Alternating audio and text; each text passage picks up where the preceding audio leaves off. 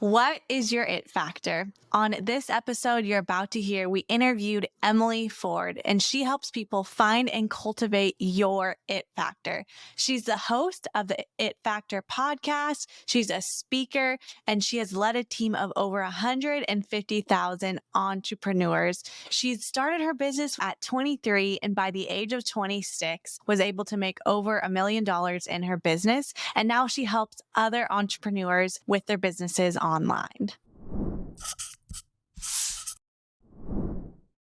All right, Rainmaker family, I am so excited to have our guest on today. When I think about Emily, I just feel like she radiates confidence and beauty, and she helps people realize that inner confidence and that inner beauty that they already have, but maybe have been like searching for. And so, Emily, you are stunning. You have such a powerful voice, and I am excited for our audience to learn from you today. So, welcome. Thank you. I am so honored to be here, and I am just very impressed by the work that you both have done to help so many mommies and people in general. Thank you, That means a lot. Thank Appreciate you. it. We were digging into your story a little bit and feel like, it relates, I feel like, to a lot of our mom stories where you were, I think I read you were 23 at the time. You were like, I think doing something in the hair industry, you're nannying, you're kind of like doing all the, just you're doing all the stuff, right? Like we Mhm, call this in Rainmakers, we call this the level one work, right? You are like, you're the person doing the thing, right? All mhm, the time. And there's kind of a ceiling, right? Like you can work a lot, you can hustle, you can grind, but there is kind of this ceiling. And so take us back to that, like, mhm, because you kind of went from there to breaking out to getting more leverage in your business to now speaking on stages, being featured all over. But that stuff doesn't happen overnight. But take us mhm. back to 23-year-old Emily. Like, what did life look like then? And where did you start to see a shift happen? Yeah, it's such a great question, and I'm so happy you asked this because it really began with me having a great work ethic and honestly just needing to pay my bills like any 23-year-old young lady. And so what happened was I went to massage therapy school because I was like, what's the fastest thing I can do to tick off? I was the only kid that didn't go to traditional college, and my mom was like, "Your head is in the clouds 24/7, so, like, just please do something." And so I was like, "Okay, click." And then I quickly realized I'm like, "Oh my gosh, I can only work so many hours in the day, and I'm getting so fatigued." So I nannied 4 boys on the side. I competed in Fitness America and Fitness Universe because I needed a challenge because I didn't go to college. So I didn't have that camaraderie when I was 19, 20 of that normal college kids do. And so, very early on, people started to ask me like, how do I eat clean and how do I cook healthy recipes? And I would made up this website called essenceofm.com, and I taught people how to eat clean, and I would go into their home.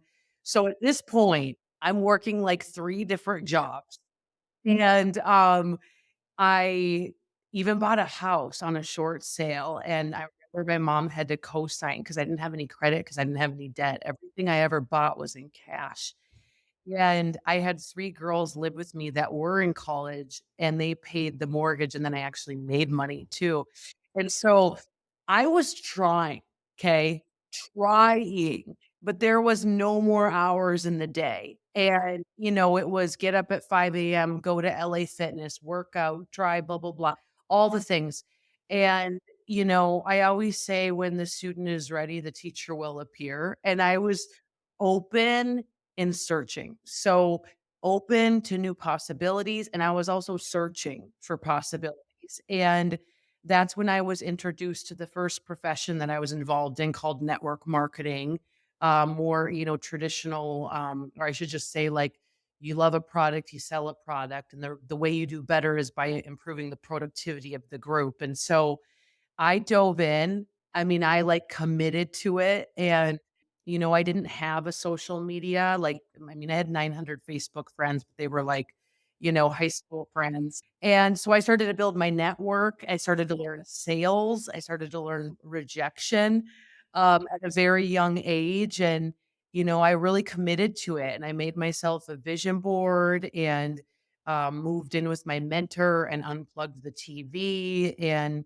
really started to go to work on myself and, made a six-figure income by the time I was 24 and a seven-figure income by the time I was 26. And so that was the foundation of what you see here today. Yeah.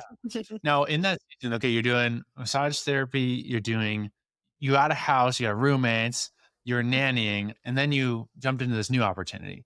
Were you able to do all of that still, or did you have to cut some things to kind of focus on that next opportunity? That's a great question. I cut a lot of things. And that's the thing about me. Once I commit to something, I commit. And, I recognize like I cannot do all of this. And so, I would just take a couple clients here or there, but otherwise, let my nanny job go, all that, because I really wanted to be all in and I needed the time to do that.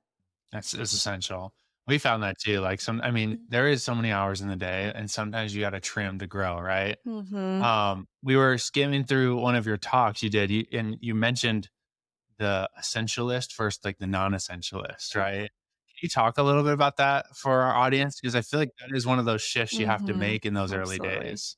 You absolutely do, and I love the book Essentialism, and, really, I believe his name is it Erwin Edwin McCone? He talks all about, most people, if we look at, like, a circle, there's a 100 lines going every which way, and it's like you're making minimal progress to the things that matter most to you because you say yes to things, and any of us, if we say yes to every baby shower and every this and every that and every volunteer at this and every inbox that comes our way and answering text the minute it comes through and you will make minimal progress to the thing that actually matters most or the thing that's going to actually build your legacy. And so, what I've gotten really good at is focusing on just a couple things and driving it into momentum and knowing that, it's going to take, 10,000 hours to become masterful at anything, even if it's a gifting on your life and one of your strengths. You still have to sharpen the axe if you want to go pro, and you need to allow enough time. And so with essentialism, it's really easy once you understand, here's my goal, here's what I'm focused on these next 30 days, 60 days, 90 days, half year, whatever, and I'm going to do it until. And if it doesn't belong in this bucket, I'm going to say no, not right now. And so that's what I got so good at early on. And I truly believe it's why I was able to condense time frames. I turned a couple years that most people would take them a decade to do because I just mastered the art of saying no. That's powerful. Yeah. It's like I just read that book like last year. I'm like, oh my gosh, I wish I read that so much earlier because yeah, that power. I think he said something in there like if it's not a 90% yes or Mm-hmm. higher, like it's a no, and I've just been like, that's been resonating in my head because we say yes to all these like, Yeah. it's like, It's so hard. it's kind of a yes. So I'm just going to say yes because I'm a people pleaser or whatever that thing is that's in your head. Mm. And we went into a season of having our second son, and it was like, you really learn to say no and you start, Mhm. the time frames and like, so that was a really powerful read in that season. Highly recommend it. We'll put a link in the show notes if Yeah. people want to check that book out. I would love to know, Emily, what would you say? And you've worked with so many mamas before, having them figure out what is my best yes. What would you say to them? Like how does each person figure out what is essential in their life and in their business right now, especially being a new entrepreneur? Are there steps that you take them through to find that out? Yeah, yeah, such a great question, and I truly believe we need to slow down in life to speed up. And so, assessing where we're at, and I literally just walked out of a meeting with my partner, the love of my life, also my business partner, where we just had a meeting assessing where we were at, and we constantly do this because things shift, change, priorities shift, change. You may have an infant, you may have a 2-year-old, you may have a 5-year-old, or you may be at the point where they're going to school now and you have more free time. And so for my mommies, it's giving yourself grace to understand, like, you had this child. It is such a beautiful responsibility.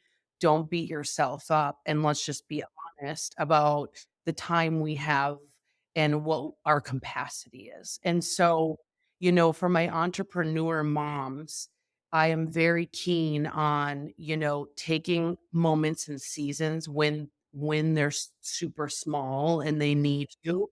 And then that looks different for everybody. But then also, if you're comfortable having help and, hiring out help, people that are skilled in different areas, if you have the ability to do that. I mean, you can even go on Fiverr and there's different places where you can find even VAs that, are $8 an hour that is going to alleviate some of it. But just being honest and saying, what can I do with the time that I have? And what's my needle movers? And so with everyone I coach, which is a lot of moms, every single Monday, I just say, what's the one needle mover this week? That's it. Like, not your list of 10 things, not your list of 100 things. What's the one thing if you did this week? It's like, you know, and that's what I have them focus on. And again, as they grow, we constantly shift and things like that. But, I'm really big on like leverage for moms as well. Um, and I just think it's such a big deal to assess and the number one thing I ever have to teach a mom is to say no to things, especially my driven mommies. Like, I'm like, you cannot go to every, pickup, park night, whatever. Yeah. Yes. Yes. Yeah. It's Yeah. true. Yeah. We're always like too, Mm. like, choose an opportunity and then put blinders on for our people Mhm. too. Cause like there's a lot of ways to make money in 2023. There honestly is. We Mhm. believe in Amazon. Like you did network marketing, like they're speaking and selling from stage. Like sometimes you just need to like focus. And like, so Mhm. we tell them when they come to our program, we're like, just put blinders on. You're going to get all the Facebook ads now. Just say no and just focus for a year. I mean, like Mm. you can goof off and I mean, we're like that too. Like I'm always like, what's the next opportunity? I love doing that, but like we Mhm. found so much more momentum when we just stayed focused for even Mhm. 9 months on Yeah. something. I want to speak to what you're saying because it's so alive and well. It's like, exactly what you just said. If you found the vehicle of Amazon and you're like, yes, you need to learn it inside and out, do it, work the plan, have the plan, work the plan, and give it good old fashioned time. Give the cake time to bake, And it's like so often it's because of social, it's shiny object syndrome and I'm like, "Oh my word." I'm like, "If you would just literally commit." We always say commit to 3 years at least and, give it time. You will overestimate where you'll be in a year and wildly underestimate where you could be in 3 to 5 years. And I just think it's not talked about enough because everyone's like, "Side hustle, side hustle, side hustle." A lot of side hustles end up making you like no money because you have so many of them. Yeah. Yes. That's good. So good. Yeah. I love that 3 year. I mean, we saw that we've started multiple businesses and usually it's that 3 year mark that Mhm. is like things That are sweet really spot. rolling. And it does take that focus though. You're not spreading yourself too thin. Mhm. And you said so much wisdom about reevaluating like where you're at. Like I do not have the same capacity that I had when I had one, baby as I do with Yeah. two. And I've really had to evaluate and say yes and no. And I love how you said like carving out like I call it like white space where it's like I'm not rushing to the play day. I don't have a plan in the afternoon. It's just like what does Kaizen want to do today, And I think that is such wisdom, giving mamas freedom to constantly reevaluate and then ask for help. And that is a big thing, like, regardless if you're a business owner or not. Like, I know I needed permission, like, as a mama early on to like ask for help and hire different things out. And it's gotten way easier now. I'm like, hire all the help. Like, I want all the things to help me live my best life with my boys. But that's a hard and powerful first step Wow. oftentimes. So I love that you're encouraging our mamas to do that because they need it over and over until it clicks. Over and over, Chelsea, and in what I do, even as a woman who's not a mom, okay? But what I do and teach is theming your days because so, like today when we're chatting, it's a Wednesday. On a Thursday, it's a personal day. So there's no Zoom scheduled, there's no meetings unless it's like a must, must, must, must, must. But tomorrow I have coffee with a friend in the morning after my prayer group. And then I have a massage at noon. And then guess what? I probably will read and do research and development and things of that nature, but there's no obligation. Yeah. So And I had to do that because I was starting to as an empath, I was starting to just feel like a little crazy, you know what I mean? And I cannot even imagine, like, having babies, that's a whole different deal, but I just recommend as business owners, like, theming your days. It will give you so much freedom. we definitely have been leaning into that a lot Mhm. since even having two. Yeah. And it's so powerful. Emily, I'm curious. You mentioned vision boarding. You started that from a pretty early age in your entrepreneurship journey. Mhm. Like what was on your vision board back then? And have you seen it come true? Like what is the power of these vision boards? Yeah, and oh my gosh, I will never forget for hearing about it, I was like, "Is this woo woo?" Like, you know, and let me just explain, and I have, like, a whole method to it. In fact, I was on, like, the news on Vision Board National Vision Board Day.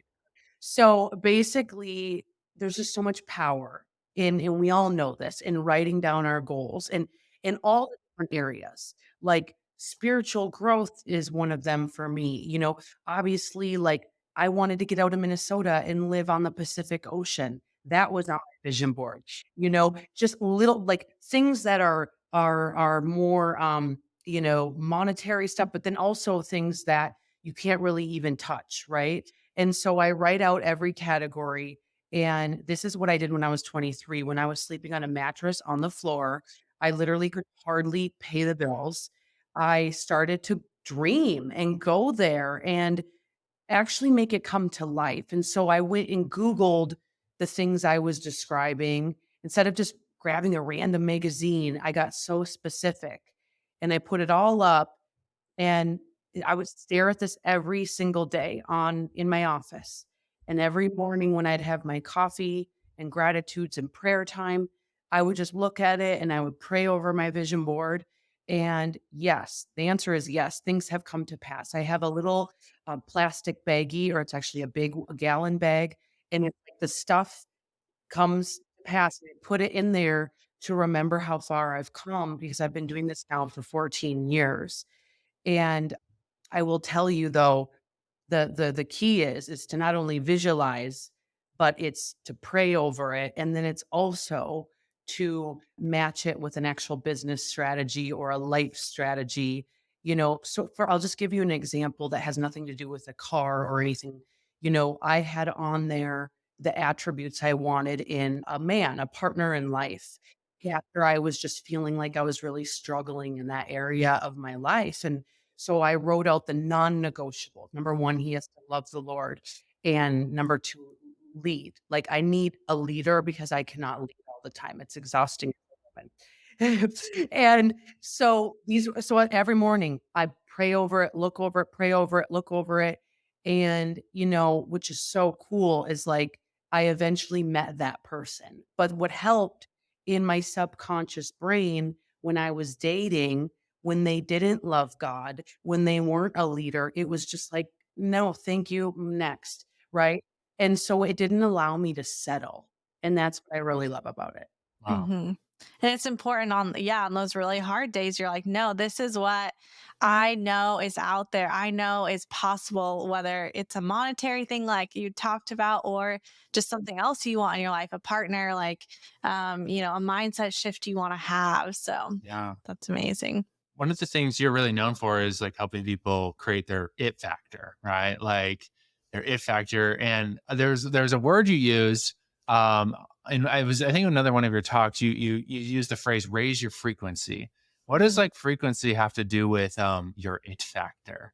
Yeah. Well, when you think of frequency, what I like to you to visualize is just like living at a high, peaceful, energetic grateful state, love, think of love, and then you think of fear, you coexist. And, Einstein says everything in life is a result of the frequency that you're on. And so, what this really means is, in layman's terms, when we feel happy, euphoric, energetic, we're living at a high frequency. When we feel bored, when we are in comparison, when we feel fear, we're at a low frequency. And so when we're at a high frequency, we attract people into our life. We become, you could just be at Starbucks and you're magnetic. We've all had those days where you're in a good mood and you're like, wow, everything just keeps opening up for me, right? And, the goal is to live at a high frequency. And when you're conscious of it, you really start to realize, wow, I'm being negative. Wow, this isn't a good feeling to have. And, why, with your it factor, it's so imperative is because when we are not true to ourselves, when we discount ourselves, when we compare ourselves, when we constantly wish we were somebody else or had different things, and when we diminish what makes us so divine and so unique, we're actually insulting our creator and we're actually living at a lower frequency. And so, why the it factor is so wildly important to me is because I'm on this quest to help people discover a couple different areas of who they really are. Number one, the strengths that they have. You and I are all of us here have way different strengths. Number two, their behavioral patterns and really how they were raised, meaning more their personality and what's innate. So some of the stuff is like, you mean you guys have two sons, correct? Are they different than each other? Yeah. Yeah. So yeah, and same with me and my sister, we're 13 months apart, but we could not be, innately more different. We're driven by different things. And then I also look at your past experiences in life. How did that shape you? And then what's your focus and what's your passion? Because it's helping identify that passion. That's going to be your discipline and really help you crush it in life. And so there's a little bit about the it factor, but, I just think it's so important because when you get all this, you just have so much more peace about who you really are, and it goes into every facet of your life, your brand you build, the businesses you build, and even the love you have in your own home. Yeah. When you are working with people, I feel like stepping out and especially with what you share about like speaking from stage, building a brand, I feel like there's so much like imposter syndrome that happens, like so much of like the process and stepping out. And I'm sure people who have, had personal brands like forever at times still like might hear that depending on what Yeah. stage they're stepping on to. So, what are some things that maybe even like you've worked through to fight that imposter syndrome? So either that you've gone through or that you like love teaching about that is so like vital. That's such a great question, and I'll be straight up, like, it never stops, like, you'll get a keynote and you're like, "Okay, who did the audience like better? This per" especially if you're a competitor, it's just natural what happens, but, something that I know to be true is that, you were knitted together in the womb, each and every single one of us. We have a different cellular makeup. There's no way we can be the same. And, for me, every single day, I build my day, in my morning and night routine around taking a minute to even just remind me of that. So that way, and just last week I was in Orlando giving a keynote and, I'm backstage and I'm going through that process. Uh, thank you for giving me this platform. And I understand I'm uniquely and divinely created and I'm the messenger and I'm the vessel and I'm there to serve those people. And when you reframe it and it doesn't become about you and it becomes about service and everything shifts. And so that's truly what I started to do like years and years and years ago because I had such bad imposter syndrome. I was like, I'm going on stage with all these people that are like double my age. They can speak like they, like they're so eloquent when they talk. And I felt like I'm like, where do I belong here, And that was the only way that I could calm my nerves. And it ended up being my superpower, And so it's a daily renewal process for sure. But and that's really how I've helped a lot of women overcome like jealousy and things like that just by understanding like, dude, why would you ever do that? Like when people ask me like, who do you want to be most alike? Who is it Tony Robbins? And I'm like, no, these people are like people I look up to, but I don't want to be like them, you know? And I just want everyone to remember that that's listening to this right now is like, gosh, there is no other you, and that's your currency. That's Yeah, that's that's why. important. I love that you have something that you're doing in the morning and the evening, and also like recognizing and keeping it real that it happens like constantly. It's like the battle, in our mind of like what we believe, what are we rehearsing about ourselves. Like I've been super guilty of this in this season, like being postpartum, like all the thoughts I'm thinking about my body. I mean, that's just one area. So literally in the last couple of weeks, we had some good mentors of us, and they're just saying like, what are you declaring over yourself? Like, what are you saying out loud? Like, you need to hear yourself out loud saying these things over you. And so I have post-its on my laptop, on my desk, in my mirror. And I'm just like, oh, the cleaning lady's probably reading these and like getting real inspired. But I go to bed out loud saying like, different things Yeah. that I want to release. And it's so funny that it's not funny. It's like it is working and I'm Yeah. seeing those things shift and change. And so that's like a piece of it too. And remembering like we're all unique and different.